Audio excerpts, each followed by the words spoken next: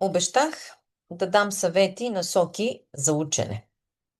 Всички ще се съгласите с мен, че за да седнем да учим нещо, са необходими няколко условия. Първо, причина. Причината или поводът да учим са ключови за мотивацията. За тях вече говорихме. Второ, необходима ни е стратегия за учене, последователност. Ако нямаме стратегия, се получава хаос.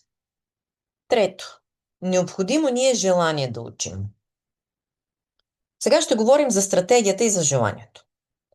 Когато ученик ми каже, че нещо е трудно, обикновено отговарям. Не бих казала, че е трудно, а ново. Нова информация, нова структура, ново граматично време. Всичко, което сте определили като трудно, а всъщност е ново, след време се превръща в познато и става лесно. Сигурна съм, че и вие имате такива примери. Видеото, което току-що изгледахте, е част от моя клуб по английски език.